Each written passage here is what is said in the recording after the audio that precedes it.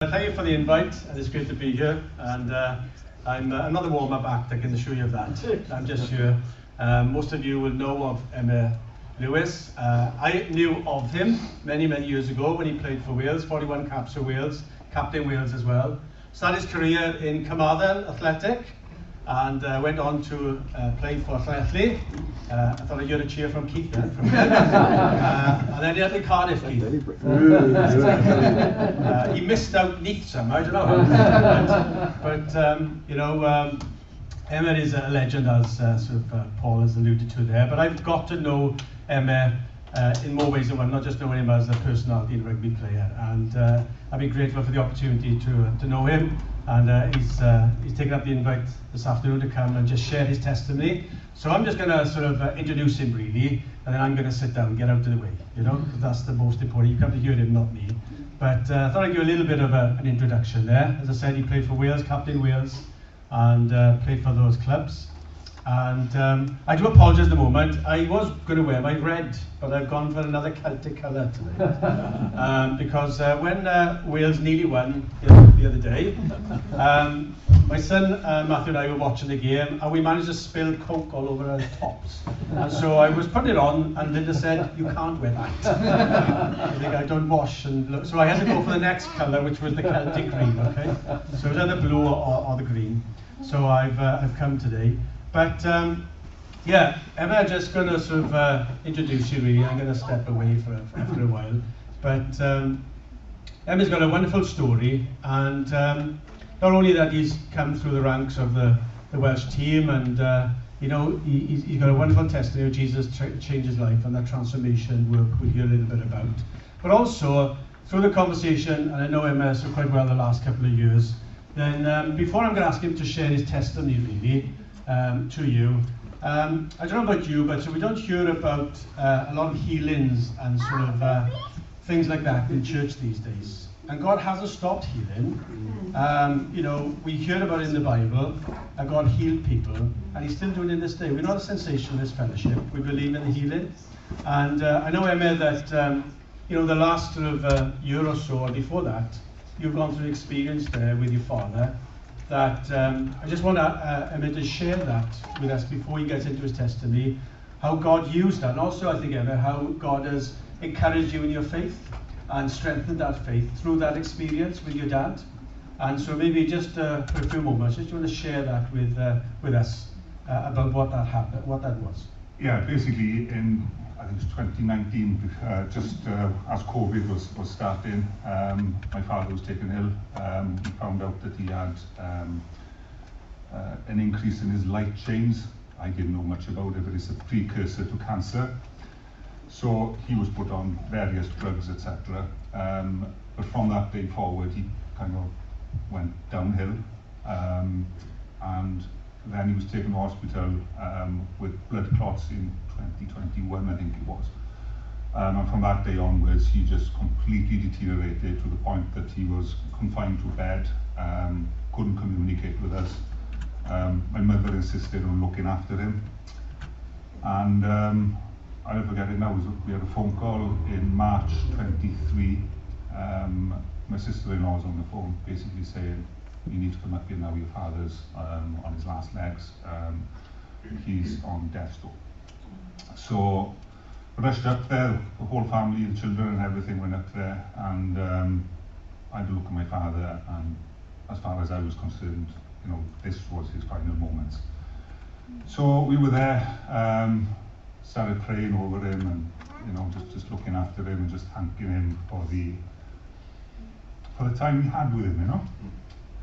So, don't do that, you're making it worse.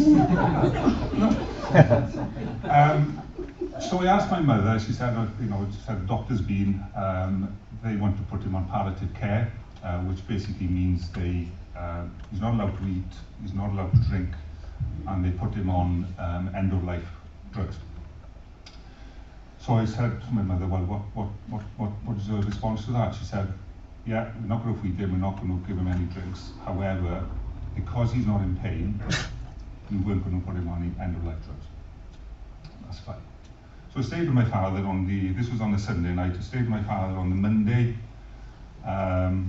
And he, as I said, you know, he was not corpus mentis at all. He was just gone. But you could see, you know, his lips were getting a bit cracked and everything, and you could see he wasn't comfortable in himself.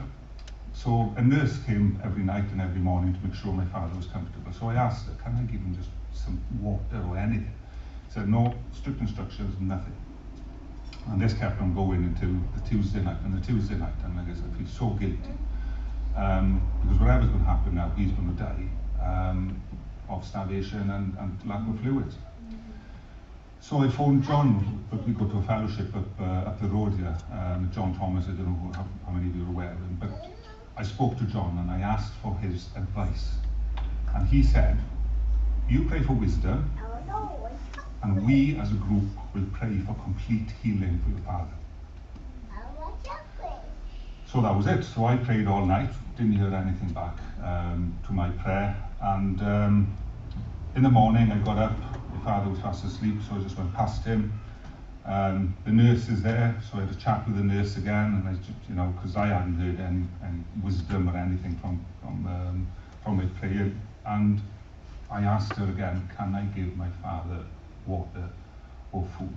And she was quite strict to me really. She said, no, your father's dying. And then something just clicked in me, and I said, well, so are you and so am I. Which we all are. You know, once we're born, we're on that path. And she said, no, sorry, Mr. Lewis, there's no coming back. And I never forget the words, there's no coming back for your father from this. 10 minutes later, knock on the door, little head pokes through. And he said, oh, I used to be your father's doctor. Can I come and pay my respects to him? I said, yeah, come in. So he walked in, I showed him my father. He must have been there about 10 minutes, quarter of an hour, and I could hear him talking and laughing and joking. He comes out, so I said, Doc, can I have a quick word with you, please? I said, can I give my father something, just to dab some water on his tongue or on his lips? He said, yeah, if your father wants water, give him water, but make sure he doesn't gulp it. And if he wants food, give him food, but make sure it's smashed up. And I'm just looking at the doctor, and I was just like, weird. And the nurse doesn't know where to put this out, because she's been insistent all this time. So doctor left. I went in to the bedroom where my father was. My father sat up in bed. I said, you're right, Dad. In Welsh, I said, come on, Dad. Yeah, sychedd na fi. I was really thirsty. And my father hadn't spoken for 3-4 months. And he just started speaking there and there. So I went out. I was going to give him water, but then I decided against it, and I gave him some lollipops. And I had to literally drag it away from him. Following morning, my father sat up in bed waiting for the carers to come to take him out. He's like a 2-year-old. So praise be to God, because as I said, I prayed for wisdom. I thought I didn't get wisdom, but I had something much better. The doctor came and took that responsibility away from me. And then the guys prayed for complete healing, and that is what we had. So for 6 months prior to that, he wasn't with us. And the carers, they turn up now. They were turning up every morning expecting him to have passed away. And this one morning they turned up and they were like that. You know, so when people tell me your prayers don't work or miracles don't happen, well, I can categorically say to you that prayers do work and miracles do happen. All you have to do is believe in God. I don't know why my prayers were answered in such a way. It might be the case that they just want me to tell you my story. I don't know. But it definitely happened as I just proclaimed it there now, and it was an absolute miracle. So that's how my father. I mean, and how did that affect your faith in terms of your personal faith? It just strengthened it, obviously. You know, it's people say about coincidences, and I went through life, and I'll expand on this later on. I went through life just thinking that coincidences are just coincidences. But now that I become a Christian, there are no coincidences. Everything is set in stone. And you get put on different paths, and it's up to you. The path is there, the righteous path is there. But we as sinners, we kind of go everywhere. You know, it's just where life takes us, I suppose. But in the end, you know, these coincidences, as they call them, will always try and push you back to this path. Yeah. Yeah, it reminds me of the verse in it that sort of, you know, God's got a plan for all of us, and you know, plans to prosper us, not to harm us, to give us a future and a hope. So, before I let you sort of expand on your testimony, for you know, this is I think the transformational work of God as well, isn't it? We had a service in Waterfront Church this morning, and we had a baptismal service of many of the Hope House ladies that come through the drug addiction, through the alcohol abuse, and they got baptized this morning. And it's amazing to see the transformational work. And their testimonies are saying where God brought them from and where He's brought them to now. And that's the amazing work, isn't it? And the transformational work of the gospel. So before I just let you expand on your testimony, I'm going to step away and sit down. The question that everybody is on everybody's lips at the moment: can Wales win again in this Six Nations? If you'd asked me last week, I would have categorically said no. But I just think things have changed. It changed dramatically last weekend. There's hope. We've got an identity of how we want to play. There is an opportunity. Don't get me wrong, it's going to be tough because you know the guys have only had another 4 training sessions this week now. So it is going to be hard. And our team is building. I know there's a few elder statesmen there now, but they are rebuilding, and it does take time for a team to gel. I can see us. I think we've got more chance against Scotland than possibly England. But then again, England are not playing well either. They've been quite lucky and quite fortunate. You beat England a number of times in your career? Once. Once is enough for Welsh. Once is enough.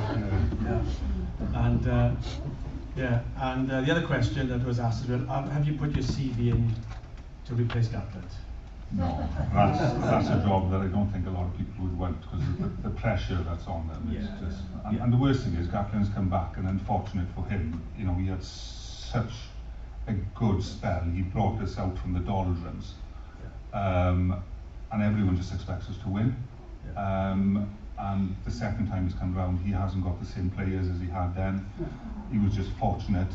At that era, you had 20 great players. Now they haven't got them. But you could look at it another way and say, well, why didn't Warren Gatland develop these players during that period of time? And it was exactly the same as the 70s, because we had a group of players in the 70s and they were just phenomenal. But they didn't look and see what was happening in the 80s. And basically what happened in the 80s, like they didn't have the experience of playing at international level because they stuck to the same side all through the 70s. But you can't just do that. You've got to kind of develop these players all the time, and that's what New Zealand do. They look at a World Cup cycle and they develop players for 4 years, and then they look at, right, okay, some of them are good enough, they will keep them going, but we will look to develop other players all the way through. Well, I'm going to step away now, and so Emma's going to test me that lasts about an hour and a half. Is that okay? I would say you're going to shorten it for us. And that's past lips then as well. But I'm just going to sort of just hand over to you and just give you that opportunity just to share. And again, from where God has brought you from, Emma, to where He's brought you to now. Okay, and just want to allow you to share that with the folks here in Hope Church. This is difficult. This is probably harder than playing against New Zealand, South Africa, or Australia, or whatever, because it's basically you've got to lay your life bare and your sins. And so if I do break down, excuse me, I'll go out for 10 minutes and then I come back in. As Jonathan mentioned, I was born in Carmarthen. I was born to Christian parents. Made us go to church, and I say made us because that's basically it. And until I was 18 and joined the police force. Did I believe in God and Jesus during that time? Yes. Would I class myself as a Christian during that time? Yes. Did I know what Christianity was? No. I knew that Jesus existed. I knew that he sacrificed his life for us. However, I did not live the life of a Christian. And when I went to join the police force, I was fortunate enough to start playing rugby for Llanelli. And that's when things took a turn for the worst. Being a policeman and being a rugby player, we started partying. A lot of temptation came my way, and I couldn't say no. Didn't do drugs, did alcohol and women, and that's the way I was. Just went out, nigh on twice, maybe 3 times a week. Just went out, and I thought I was enjoying myself. Looking back, it wasn't. But met this lovely woman, good Christian woman, married her, but still kept to my old ways. Still couldn't say no to temptation, and I wasn't a nice husband really. Looked after her, didn't hit her, didn't do anything like that. It's just the fact that I nearly said something I shouldn't have said. I couldn't resist the temptation of women. That's long and short of it. So that's my background. So back in, I used to work for a company called Danwood. It's a photocopying company, and I was in the office one day, and which is something that ever happens to me on a regular basis, because I sell photocopiers and we're always out on the road. Anyway, this particular day I'm in the office and the phone rings. If you can imagine, there's 2 sides to the office. One is commercial and one is the public sector that deals with schools. Now I dealt with schools. So I'm on this side and the phone rings on the other side of the office. Completely ignore that phone. And my boss happened to be in and he said, pick the phone up. So I ran over the tables, picked the phone up, and there was a lady on the phone looking for a photocopy. And it never happened. People don't phone up asking for photocopiers. Everything is cold calling. So I spoke to her and I said, I'm sorry, there's no one here to take your call at the moment that deals with your sector. And she said, oh, we're really, really desperate. So I said, hang on a second, I'll speak to my boss now. So I spoke to the boss and the boss said, you deal with it. So I took all the details down. She wanted to see me there and then. So I said, fine, okay, I'll be down now. Put in the postcode. It was in Faldebrennen. I don't know whether you've heard of Faldebrennen, but it's a Christian retreat. So I drove down there. It was in November. It was really a horrible day, murky and everything, and it was the last thing that I wanted to do was just travel nigh on towards Fishguard way, because I was working in Cardiff. It's such a long way. When I arrived there, walked in, had a chat with her, and she said, do you know what we do here? I said, no, I got no idea. She said, well, we're a Christian retreat, and if you read our website, it'll show you that we perform miracles. Miracles have happened. And I was like, crumbs, here we go. And she said, and just for you to be aware, I've been working here for 5 years. And when I first started working, I was confined to a wheelchair. And now I can walk fine, there's no problems whatsoever.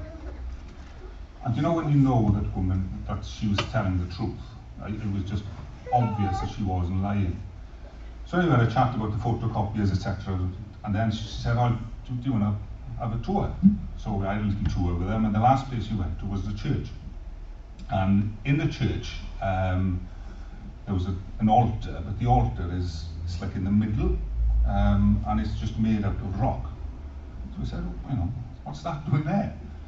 She said, well, the owners, when they were building it, they tried to jackhammer it, they tried everything, high-max the lot, and it would not move. So they decided it was God's will to keep it there. Okay. And then she turned me out of the room and said, do you mind if I bless you? I go, yeah. It was just my state of mind at the time. I said, oh, right, anything for a photocopy sale, innit? Come on this way, I might as well be blessed as well, innit? So I don't know what she said or anything else, but I just had this warm, fuzzy feeling just go through me. And I sat down. And when I opened my eyes, she just looked at me with this knowing smile. And she said, I'll see you again, she said. And we will buy a photocopy of you. So anyway, we said our goodbyes, and I'm travelling and driving out of the car park now. And you know, sometimes you get this feeling that you just got to turn around. So I turned around, as I mentioned, it must be about 4 o'clock in the afternoon now. It's getting darkish, still miserable and drizzly and a bit of mist. I turn around, and all I can see, and I never forget it, the rays of the sun were coming through this murkiness, and it was going straight on the cross. It was a cross in one of their gardens. And I was like, yeah. I'd gone from this warm, fuzzy feeling to just going cold. And I phoned my wife up, and my wife was a Christian. I didn't know how much of a Christian she was until recently. And I said, you're not going to believe what happened to me. And she just laughed, said, oh, don't tell me you're going to become a Christian on me now, will you? I said, I don't know, something happened, you know. And anyway, within 6, 7, 8 months, you know, I just went back to my old ways. Temptation took over, and my wife caught me cheating. So she turned to me and said, right, that's the end of us, we finished. And you need to go and find your moral compass. So she said, you need to contact Gary. Gary Jenkins is a good friend of mine, we commentate together and stuff. And I knew he was a good Christian. So I rang Gary up, and the only reason I rang him up, and I'll be perfectly frank with you, wasn't to become a Christian. It was to show my wife that I was willing to do something. At no time was I looking for anything more than that. So I phoned him up and I explained the situation to him. He said, right, okay then. I think this was on a Monday. We go to church on Sunday, we go down to Porth. There's a Porth Elim church there. So I said, right, okay, told the wife what was happening. And she ignored me, as sure you'd expect, really. On a Thursday, I have a phone call from Gary, and Gary said, listen, I can't make Sunday because my boy is playing for Cardiff in London somewhere. I said, okay, fine. But you go. I said, I'm not going away. So the following weekend, we made the same plans. This time I turned up. And we sat in a car park with him, and he showed me this book. The book was called The Word of the Day. And he said, have a look at today's date. So I looked at it, and the heading was Temptation. And I read it, and it was all about me. And I was like, went back then, you know, curiosity got the better. We went back to the Sunday before, nothing to do with me at all. Again, this word coincidence. And so I just kind of parked that there. So went into church.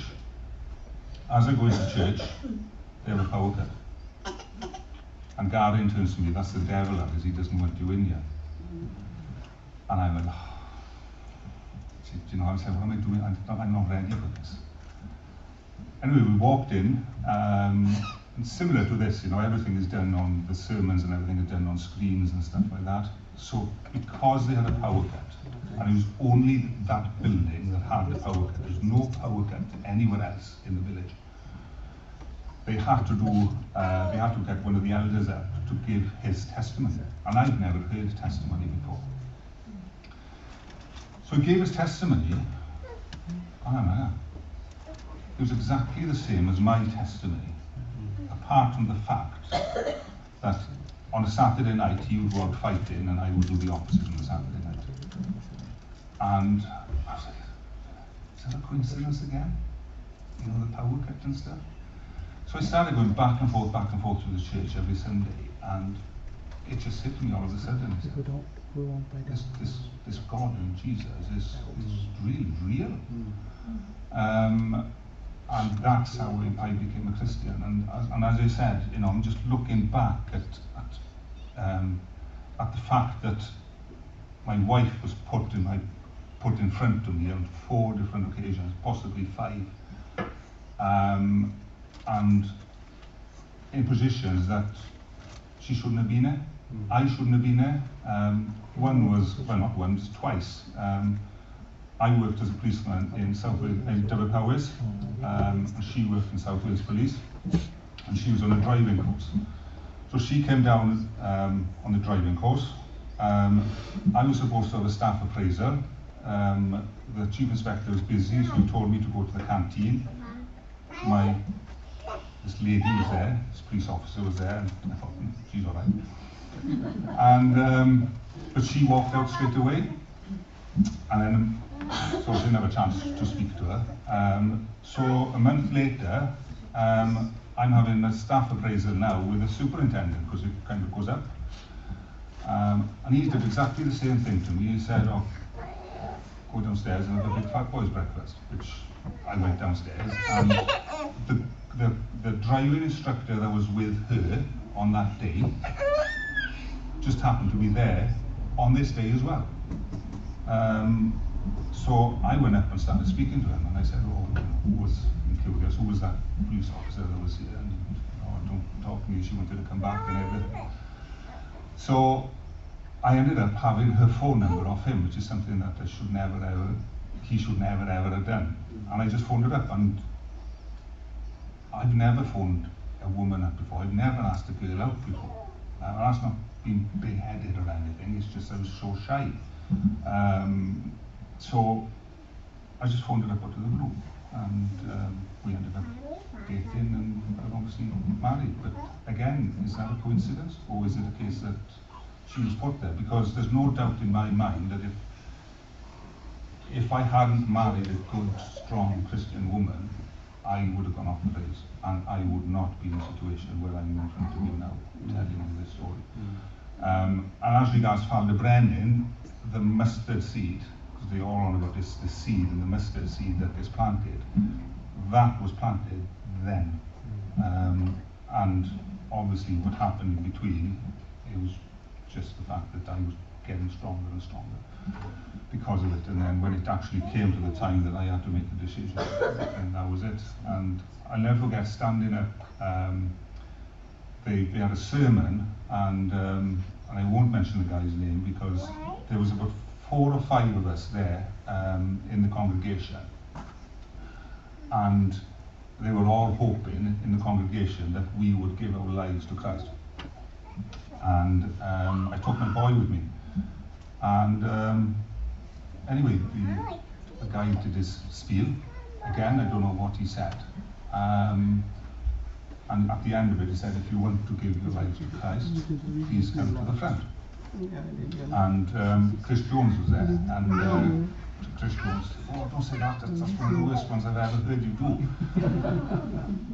And 4 of them got up, went to the front, including my boy, and I was like, shut up. And in the end, it just came over me, I just went straight to the front. And I sat there, and I cried for 20 minutes. And my boy was just looking at me, just, "What's wrong with you?" And I was uncontrollable. It was as if all the guilt and everything was just coming out to me. And they just ignored me. They just let me carry on crying as if it was something that happens all the time. And yeah, so that's basically my testimony and how I was saved, and how God has completely and utterly changed my life, my perspective of everything that's happening in this world, and the fact that there are no coincidences in life. Things are put there in place, and He gives you free will. But sometimes you need to look at that free will and decide for yourself. You know, it's not for you. You know, the free will is for you to make decisions on your own, but you should be making them the way that Jesus would want you to make them. And that is the most important thing that I found out of everything, is the fact that Jesus is the way, Jesus is the light, and we've got to try and emulate Jesus' life as much as possible in your life. It's an impossible task, because he was perfect. He was the perfect person, and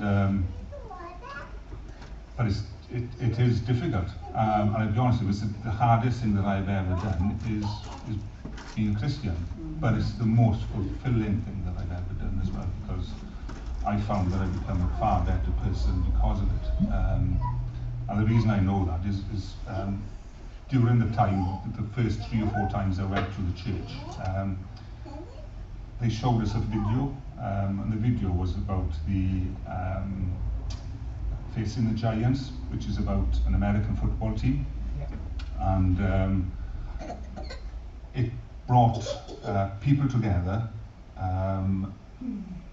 through Christianity, and they went and they won every single match.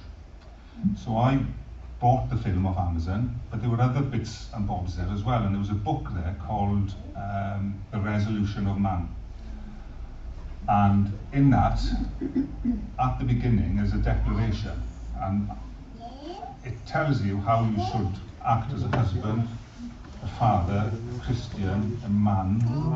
And I looked at it, and there was 12 declarations there, and I was horrified because I couldn't sign one of them. And then, since becoming a Christian, I could just take them all off, because that's where I am with my faith. And I would suggest any man in this room to read that. I don't think you women are getting away scot-free, because there's one for women as well. But yeah, well worth a read, you know, because it does set you on the right path of how to become a leader in your house. Because what they say, as a man, if the man goes to church, then the likelihood is all of family will follow him. So that's basically it. That's my testimony. Thank you.